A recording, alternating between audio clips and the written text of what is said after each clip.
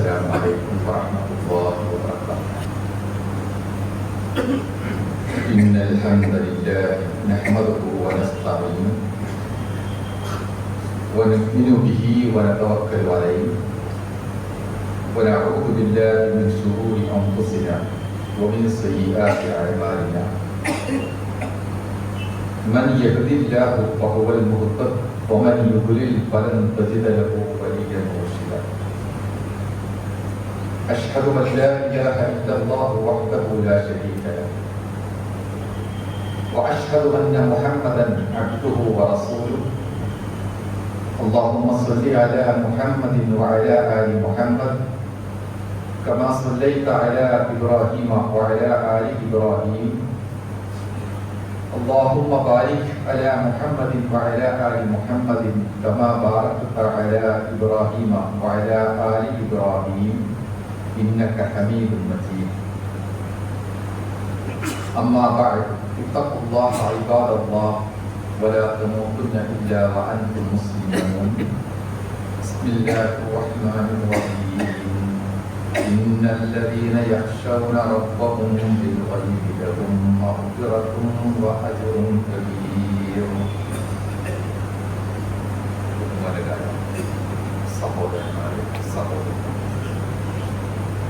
അല്ലാഹു നമ്മെ എപ്പോഴും കണ്ടുകൊണ്ടിരിക്കുന്നുണ്ട് എന്ന ജാഗ്രതയോടുകൂടെ ജീവിതം കൂടുതൽ നന്നാക്കിയെടുത്ത് ഈമാനും തഖ്വയും എപ്പോഴും നിലനിർത്തുന്ന രൂപത്തിൽ നമ്മൾ പ്രവർത്തിക്കുക, അതിന് മനസ്സിനെ പാകപ്പെടുത്തുക. അല്ലാഹു നമ്മയെല്ലാം അനുഗ്രഹിക്കുമാറാവട്ടെ.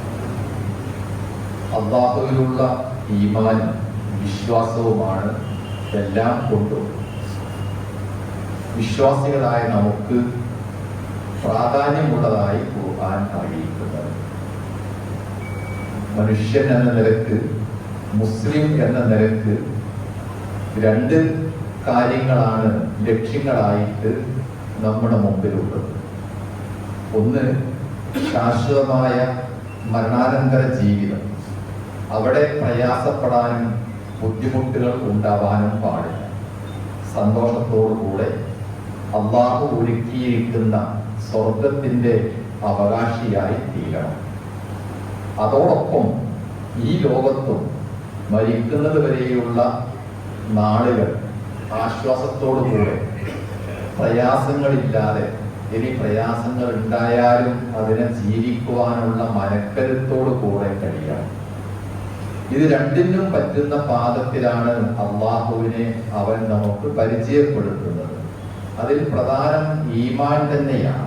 ഈമാൻ കൊണ്ട് മനസ്സിനെ ഉറപ്പിക്കുക, ഈമാൻ കൊണ്ട് എല്ലാ പ്രശ്നങ്ങൾക്കും പരിഹാരം ഉണ്ടാവുക. അതാണ് അള്ളാഹു നമുക്ക് നൽകുന്ന ഒരു ജീവിത കാഴ്ചപ്പാട്. പല മേഖലകളും അതിനുവേണ്ടി ഖുർആൻ ഉദ്ധരിക്കുന്നുണ്ട്. രണ്ട് സന്ദർഭങ്ങളെ നമുക്ക് ഇവിടെ അനുസ്മരിക്കാം. ഒന്ന്, ശുക്ർ, നന്ദിയും കൃതജ്ഞതയും ഉണ്ടെങ്കിൽ അതിലൂടെ തന്നെ ഒരാൾക്ക് നല്ല ഈമാനോടുകൂടെ അല്ലാഹുവിനോട് ധാരാളമായി അടുത്തുകൊണ്ട് ജീവിക്കാൻ കഴിയും. ഖുർആൻ പല ആയത്തുകളും സമാപിക്കുന്ന രണ്ട് രൂപമുണ്ട്. ഒന്ന്, അഫലാ തഅഖിലൂൻ എന്നതാണ്, നിങ്ങൾ ചിന്തിക്കുന്നില്ലേ എന്നത്. അത് നമ്മുടെ ചിന്തയോടും വിചാര ലോകത്തോടുമാണ് ചോദിക്കുന്നത്. ബുദ്ധിയും ചിന്തയും പഠനവും ഒക്കെ ലഭിച്ചിരിക്കുന്ന നമുക്ക് അങ്ങനെയുള്ള ചോദ്യങ്ങൾ ചിലപ്പോൾ പ്രചോദനമായിരിക്കും നന്മയിലേക്ക് നടന്നെടുക്കുവാൻ. എന്നാൽ അതിനേക്കാളും കൂടുതൽ അല്ലാഹു ചോദിക്കുന്നത് അഫലാ തശ്കുറൂൻ, അഫലാ യശ്കുറൂൻ, ഫലൗലാ തശ്കുറൂൻ, ഇങ്ങനെ നന്ദിയുടെ വാക്കുകളാണ്. ധാരാളം അനുഗ്രഹങ്ങൾ ചെയ്തു കൊടുത്തിട്ട് നന്ദിയില്ലേ നിങ്ങൾക്ക് എന്നാണ് ചോദിക്കുന്നത്. നന്ദി എന്നത് ഒരു വികാരമാണ്, വിചാരമല്ല. ഏതൊരാൾക്കും മനസ്സിലുണ്ടാവുന്ന വികാരത്തിന്റെ ഒരു അടയാളമാണ് നന്ദി.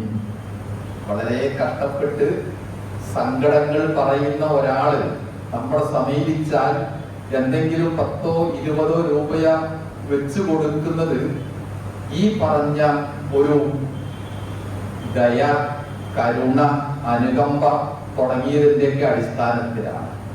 അത് വികാരങ്ങളാണ്. അതുപോലെ തന്നെയുള്ള മറ്റൊരു വികാരമാണ് അല്ലാഹുവിനോട് കാണിക്കേണ്ട നന്ദി.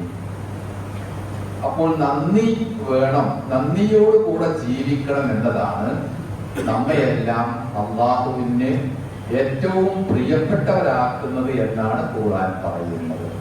വആയത്തുൽ ലഹുമുൽ അർളുൽ മൈതത്ത് അഹ്യൈനാഹ വഅഖ്റജ്നാ മിൻഹാ ഹബ്ബൻ വമിൻഹു യഅ്കൂലൂൻ വജഅൽനാ ഫീഹാ ജന്നാത്തിൻ മിൻ നഖീലിൻ വഅഅനാബിൻ വഫജ്ജർനാ ഫീഹാ മിനൽ ഉയൂൻ ലിയഅ്കുലൂ മിൻ സമരിഹി വമാ അമിലത്തുഹു ഐദീഹിം അഫലാ യശ്കുറൂൻ.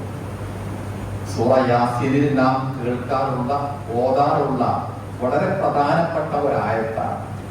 മരിച്ചു കിടക്കുന്ന നിർജീവമായ ഭൂമി, അതിന് മഴ നൽകിക്കൊണ്ട് അല്ലാഹു ജീവൻ നൽകുന്നു. തുടർന്ന് ധാന്യങ്ങളും കൃഷിയുമെല്ലാം അത് ഉൽപ്പാദിപ്പിക്കുന്നു. അതിൻ്റെ എല്ലാം നേട്ടം ഒന്ന് മാത്രമാണ്, ഇത് മനുഷ്യന് ആഹാരമായി മാറണം. അങ്ങനെ ആഹാരം കഴിക്കുന്ന മനുഷ്യന്റെ നിസ്സഹായതയും അല്ലാഹു പറഞ്ഞു, ഇതൊന്നും നിങ്ങളുടെ കൈകൾ കൊണ്ട് ഉണ്ടാക്കിയതല്ല. എങ്കിൽ പിന്നെ ഒരു ചോദ്യം ബാക്കിയുണ്ട്. ഭൂമിയും മഴയും കൃഷിയും വിളവും ഭക്ഷണവും നൽകിയിട്ട് ഇതൊന്നും നിങ്ങൾക്ക് സാധ്യമല്ല എന്ന് സ്ഥാപിക്കുമ്പോൾ പിന്നെ അല്ലാഹുവിന് ധൈര്യമായി ചോദിക്കാവുന്ന ചോദ്യമാണ്, നിങ്ങൾക്കൊന്ന് നന്ദി കാണിച്ചുകൂടെ എന്ന്. ഈ ഒരു ചെറിയ അനുഭവം മാത്രം മുമ്പിൽ വെച്ചാൽ തന്നെ നന്ദിപൂർവം മനസ്സ് വഴങ്ങി വിധേയപ്പെട്ട് അല്ലാഹുവിലേക്ക് എത്താൻ പറ്റും. അതാണ് ഈമാൻ ഉറപ്പിക്കാവുന്ന ഒരു മാർഗം. നമുക്ക് ലഭിച്ചിരിക്കുന്ന എല്ലാ അനുഗ്രഹങ്ങളും, ഇനി ഒന്നും എനിക്ക് ലഭിച്ചിട്ടില്ല എന്ന് നിങ്ങൾ പരിഭവം പറയുന്നുണ്ടോ, അവർക്കും ധാരാളമായി ലഭിച്ചിട്ടുണ്ട്. അവയെല്ലാം ഈ രൂപത്തിൽ ഒരു മൂല്യനിർണയം നടത്തിയാൽ അവയൊന്നും നമ്മളുടെ തടിമിടുക്ക് കൊണ്ട്, സാമർത്ഥ്യം കൊണ്ട്, കയ്യൂക്ക് കൊണ്ട് ഉണ്ടായതല്ല. അപ്പോൾ പിന്നെ ഏറ്റവും നല്ല ഒരു പരിഹാര മാർഗം ഇതെല്ലാം ചെയ്തു തന്നവനോട് നന്ദി കാണിക്കുക എന്നതാണ്. ഈമാൻ ഉറപ്പിക്കുവാനുള്ള മറ്റൊരു മാർഗം ഖുർആൻ പറയുന്നത് ഗൈബിയായ വിശ്വാസമാണ്. പല കാര്യങ്ങളുമുണ്ട്, അതിൽ ഒന്ന്, അതായത് കണ്ണുകൊണ്ട് കണ്ടാൽ മാത്രമേ എനിക്ക് ബോധ്യം വരികയുള്ളൂ, അതല്ലാത്തതൊന്നും സ്വീകരിക്കുകയില്ല എന്ന ശാഠ്യം ചിലരൊക്കെ പറയാറുണ്ട്. അവിടെയാണ് അല്ലാഹു അവനെ കണ്ടെത്തുവാനുള്ള ഏറ്റവും പ്രധാനപ്പെട്ട എന്നാൽ ലളിതമായ ഒരു മാനദണ്ഡം പറയുന്നത്, കാണാത്ത രൂപത്തിൽ ഗൈബിയായിട്ട് നിങ്ങൾ വിശ്വസിക്കുക. അല്ലദീന യുഅ്മിനൂന ബിൽ ഗൈബ്, അത് ഒരുപാട് സ്ഥലങ്ങളിൽ ആവർത്തിക്കുന്നുണ്ട്. ഇന്നല്ലദീന യഖ്ശൗന റബ്ബഹും ബിൽ ഗൈബ്, മൻ ഖശിയ റഹ്മാന ബിൽ ഗൈബ്, ഒക്കെ ഗൈബിയായിട്ടാണ്. അല്ലാഹുവിനെ കാണുവാനും കേൾക്കുവാനും നേരത്തെ പറഞ്ഞ നിരവധി ഉദാഹരണങ്ങളും അനുഭവങ്ങളും ലോകത്തുണ്ടെങ്കിലും അതിന്റെ ഒക്കെ അപ്പുറത്ത് ഗൈബിയായ ഒരു ചിന്തയിൽ മനസ്സിനെ അതിന് പാകപ്പെടുത്തിയാൽ പിന്നെ ആ മനസ്സിലേക്ക് ഒരുവിധ സംശയങ്ങളും ഉണ്ടാവുകയില്ല. അല്ലാഹുവിനെ പറ്റിയാണ്, മതത്തെ പറ്റിയാണ് എപ്പോഴും എല്ലാവരും സംശയങ്ങൾ ഉന്നയിക്കുന്നത്.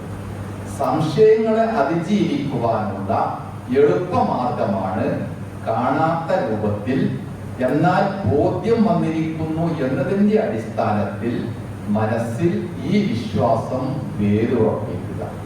അതാണ് ഗൈബിയായ വിശ്വാസം എന്ന് പറയുന്നത്.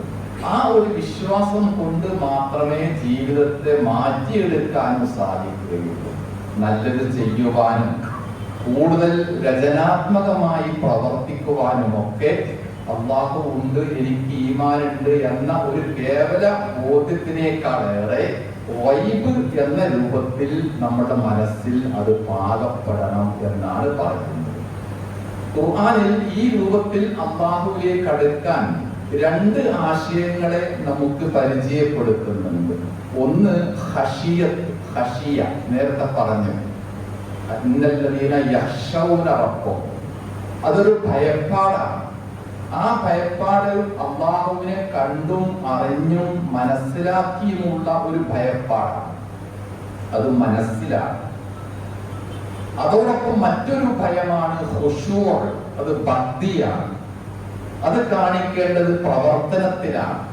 അല്ലദീന ഹും ഫീ സ്വലാത്തിഹിം ഖാശിഊൻ, നമസ്കാരം പോലെയുള്ള പ്രവർത്തനത്തിലാണ് ഒരാളുടെ ഭക്തി പ്രകടമാകുന്നത്.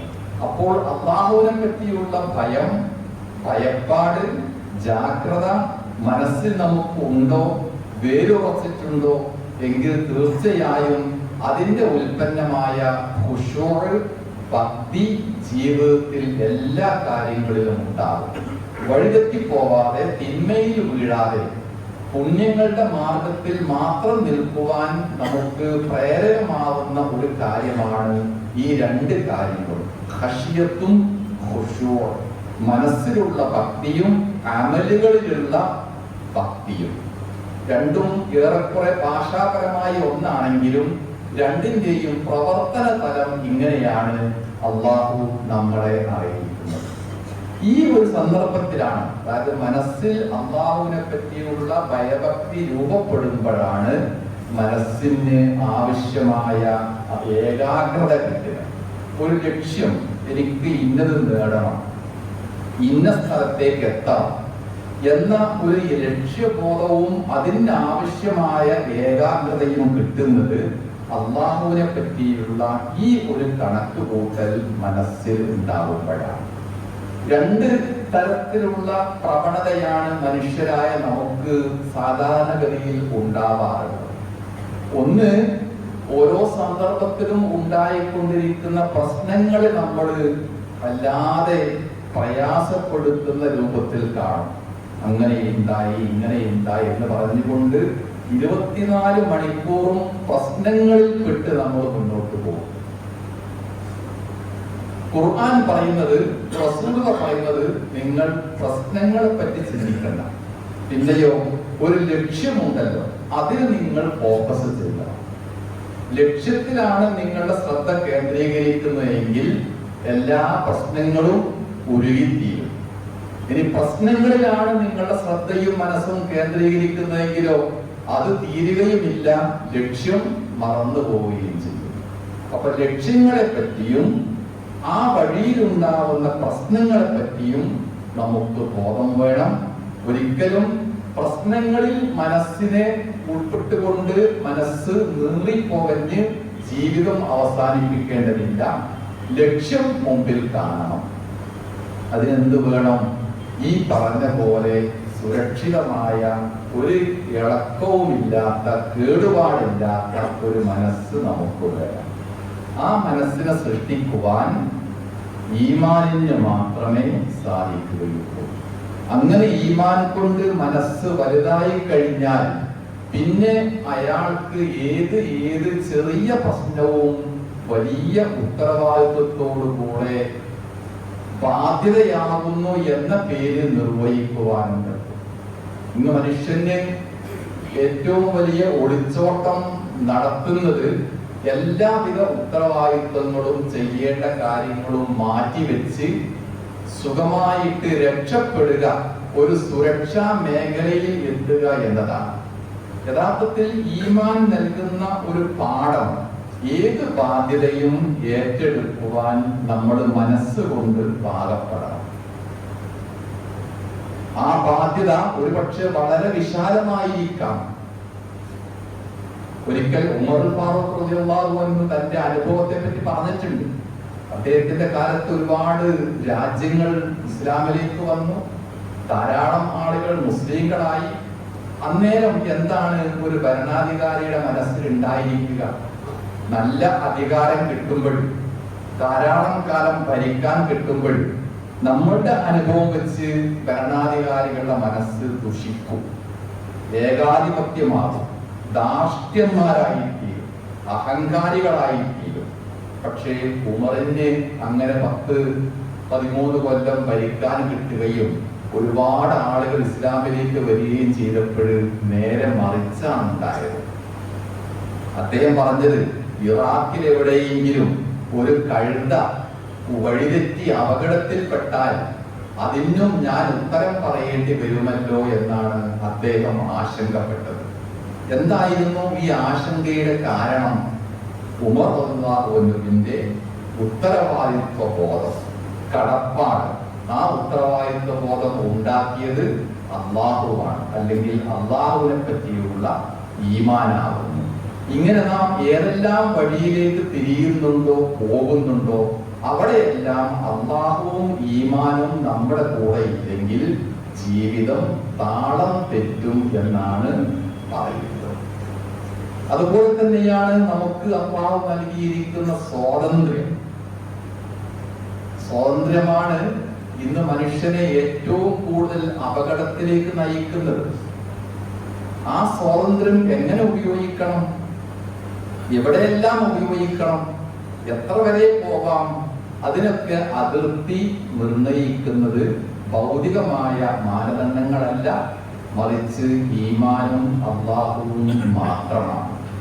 നാളെ നമ്മൾ രാജ്യം സ്വാതന്ത്ര്യദിനം ആഘോഷിക്കുകയാണ്. അത് നല്ല കാര്യമാണ്. നാം അതിലേക്കല്ല പോകുന്നത്. സ്വാതന്ത്ര്യം എന്നത് മനുഷ്യൻ വീണ്ടും വിചാരമില്ലാതെ ഉപയോഗിക്കുകയാണെങ്കിൽ, ധർമ്മബോധമില്ലാതെ പ്രവർത്തിക്കുകയാണെങ്കിൽ സ്വാതന്ത്ര്യം അരാജകത്വമായിരിക്കും. അപ്പൊ ഒരാൾക്ക് സ്വാതന്ത്ര്യം കിട്ടിയാൽ അതിനെ ഈമാൻ കൊണ്ട് നിയന്ത്രിക്കുകയും അള്ളാഹു എന്നെ കാണുന്നുണ്ട് എന്ന വൈബിയായ ബോധത്തോടു കൂടെ പ്രവർത്തിക്കുകയും ചെയ്താൽ ആ സ്വാതന്ത്ര്യം അയാൾക്ക് അനുഗുണമാകും, ബർക്കത്തായിത്തീരും, കൂടുതൽ ജീവിതത്തെ ഭംഗിയാക്കി രചനാത്മകമാക്കി മാറ്റാൻ പറ്റുകയും ചെയ്യും. ആ സ്വാതന്ത്ര്യം ദുരുപയോഗപ്പെടുത്തുകയാണെങ്കിലോ അയാളുടെ ആരോഗ്യവും സമയവും സമ്പത്തും ഊർജവും എല്ലാം ഒന്നിനൊന്ന് അപകടകാരിയായിട്ട് മാറും. അങ്ങനെയുള്ള ഒരാളെ റസൂൽ സല്ലല്ലാഹു അലൈഹി വസല്ലം പരിചയപ്പെടുത്തുന്നുണ്ട്. ഒരുപാട് മുതല് കിട്ടി, പക്ഷെ ഈമാനിന് അനുഗുണമായ അറിവും അയാൾക്കില്ല. ഉള്ള സ്വാതന്ത്ര്യം എല്ലാം വെച്ചുകൊണ്ട് തന്റെ സമ്പത്തിൽ തോന്നിയ പോലെ പ്രവർത്തിക്കുകയാണ്. ഇടവും വലവും നോക്കാതെ, ഒരു നിയന്ത്രണവും ഇല്ലാതെ തോന്നിയ പോലെ പ്രവർത്തിക്കുന്ന ഒരു മനുഷ്യൻ, അയാളെ പറ്റി റസൂലുള്ളാഹി പറഞ്ഞത് ബഹുവ അഹ്ബസുൽ മനാസിൽ, അയാൾ എത്തിപ്പെട്ടിരിക്കുന്നത് ഏറ്റവും വൃത്തികെട്ട ദുരന്തപൂർണമായ ജീവിതത്തിലായിരിക്കുമെന്നാണ്. എന്താണ് കാരണം? അത്യാവശ്യം പൈസ കയ്യിലുണ്ട്, നല്ല സ്വാതന്ത്ര്യവുമുണ്ട്. ഇത് എങ്ങനെ, എപ്പോൾ, ആർക്ക്, എവിടെ വിനിയോഗിക്കണം എന്ന പിടിപാടില്ല. അപ്പോൾ സ്വാഭാവികമായിട്ടും അയാൾ എത്തിപ്പെടുന്നത് പ്രവചിക്കാൻ സാധിക്കാത്ത രൂപത്തിലുള്ള അപകടത്തിലായിരിക്കും എന്നാണ് പറയുന്നത്. അപ്പോൾ നാം പറഞ്ഞതിന്റെ ചുരുക്കം ഇത്ര മാത്രമാണ്. ഭൗതികമായി നമുക്ക് ലഭിക്കുന്ന എല്ലാ അനുഗ്രഹങ്ങൾക്കും നിയന്ത്രണം ഏർപ്പെടുത്തേണ്ടത് ഈമാനാണ്. ഈമാൻ മാത്രമേ അതിന് സാധിക്കുകയുള്ളൂ. ആ ഈമാൻ ഈ പറഞ്ഞ പോലെ ഗൈബിയായ രൂപത്തിൽ അല്ലാഹുവിനെ ഉൾക്കൊള്ളുവാനും നമുക്ക് ലഭിച്ചിരിക്കുന്ന അനുഗ്രഹങ്ങൾക്ക് നന്ദിയോടുകൂടെ ജീവിക്കുവാനുള്ള മനസ്സ് ഉണ്ടാക്കുവാനും കഴിയണം എന്നതാകുന്നു ഇതിന്റെയൊക്കെ ചുരുക്കം. അല്ലാഹു നമ്മയെല്ലാം അനുഗ്രഹിക്കുമാറാകും. അൽഹംദുലില്ലാഹി റബ്ബിൽ ആലമീൻ വൽ ആഖിബത്തു ലിൽ മുത്തഖീൻ. നുസല്ലി വനുസല്ലിമു അലാ നബിയിനാ മുഹമ്മദിൻ വഅലാ ആലിഹി വസഹ്ബിഹി അജ്മഈൻ. ഇത്തഖുല്ലാഹ ഇബാദല്ലാഹ്. റസൂൽ സല്ലല്ലാഹു അലൈഹി വസല്ലമയോട് ഒരിക്കൽ പുണ്യം അഥവാ ഇഹ്സാനെ പറ്റി ആളുകൾ ചോദിക്കുകയുണ്ടായി. അപ്പോൾ റസൂൽ സല്ലല്ലാഹു അലൈഹി വസല്ലം അതിന് ഒന്നിലധികം തവണ നൽകിയ മറുപടി ഒരേപോലെയായിരുന്നു. അൽ ഇഹ്സാനു അൻ തഅബുദല്ലാഹ കഅന്നക തറാഹു. അല്ലാഹുവിനെ നിങ്ങൾ നേർക്കുനേരെ കണ്ണുകൊണ്ട് കാണുന്നുണ്ട് എന്ന രൂപത്തിൽ നിങ്ങൾ അല്ലാഹുവിനെ ആരാധിക്കുക. ഇനി നിങ്ങൾ അങ്ങോട്ട് കാണുന്നില്ലെങ്കിലും അവൻ നിങ്ങളെ കണ്ടുകൊണ്ടിരിക്കുന്നു. നമ്മൾ പറഞ്ഞ വൈബിയായ ഭാഗവും ശുക്ർ ചെയ്യുക എന്ന ഭാഗവും ഈ ഉപദേശത്തിലൂടെ റസൂലുള്ളാഹി ഒന്നിച്ച് പറയുകയാണ്. പുണ്യം ചെയ്യുക എന്നത് നന്മയുടെ മറുഭാഗമാണ്, നന്ദിയുടെ മറുഭാഗമാണ്.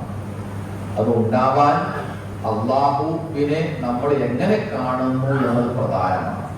അള്ളാഹുവിനെ കണ്ടുകൊണ്ടിരിക്കുക, കാണുന്നുണ്ട് എന്ന രൂപത്തിൽ ഉള്ളതിനേക്കാൾ ഏറെ ഭയപ്പാട് എപ്പോഴുണ്ടാവുക?